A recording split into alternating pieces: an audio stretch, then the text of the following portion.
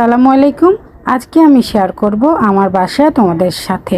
এটা হচ্ছে আমার বাসার নিচে পাশে জায়গা ছিল, অনেক গাছ লাগিয়েছি। এই যে দেখো, এটাও কিন্তু আম গাছ ছিল, এটা কাঁঠাল গাছ, সুপারি গাছ, এটা ছিল কিন্তু তোমার মাওয়া ফল গাছ, জান্নাতি ফল যেটাকে আমরা বলি। এখন তো পাওয়াই যায় না। দেখো, ছোট্ট একটা গাছে এত মাওয়া ফল এসেছে, আলহামদুলিল্লাহ। দেখতে খুবই ভালো লাগে। আমরা তো মাটির থেকে এটাকে ধরে ধরে দেখি, মজা করি। এটা কামরাঙ্গার গাছ ছিল। এই যে দেখো, গাছের মধ্যে মাওয়া ফল ধরে আছে। এটা ছিল আর কি নারকেল গাছ। এটা হচ্ছে অল্প বয়সেই হয়, এটা হচ্ছে বাইরের নারকেল গাছ। এগুলো ছিল হচ্ছে অনেক গাছ ছিল আগে, আসলে কিছু গাছ কেটে দিয়েছি। বড় হওয়ার পরে আর জায়গা হচ্ছে না। এটা হচ্ছে মেইন গেট।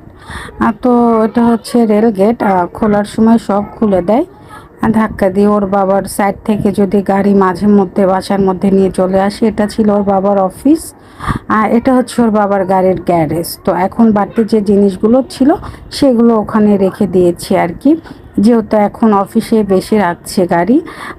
তো মাঝে মাঝে যখন রাত্রে চলে আসে তখন হচ্ছে নিয়ে আসে বাসায়।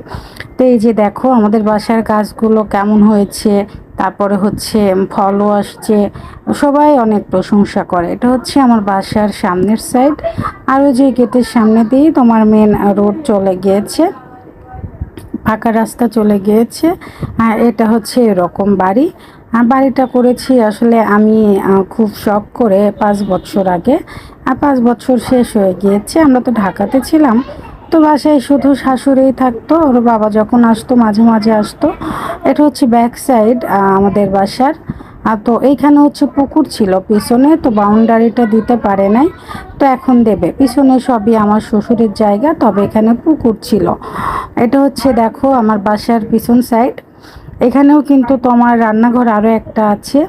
এই যে এটা তো রুমের মধ্যে রান্নাঘর আছেই, দেখতে পাচ্ছ। এটা হচ্ছে বিল্ডিংয়ের ভিতরে রান্নাঘর, এখানে আমি রান্না করি। আর এটা হচ্ছে আরও একটা রান্নাঘর, এই বিল্ডিংয়ের সাথেই লাগানো। মাঝে মাঝে অনেক গেস্ট আসলে যখন অনেক বড় বড় পাতিলে করে সব কিছু রান্না করতে হয়, তখন এটাকে বন্ধু চুলা বলে। দুইটা চুলা একসঙ্গে, আর ওই যে চালের উপর দিয়ে ধোঁয়াগুলি বের হয়ে যায়, কালি পড়ে না। এখানেও হাউস আছে, ট্যাপ সিস্টেম আছে। তো বেশি মানুষ হলে তখন আর কি রান্না করি। এটা হচ্ছে কলপার। এখানেও আসলে কাজ হয় না, তারপরেও ট্যাপের লাইন ট্যান সব কিছুই করা।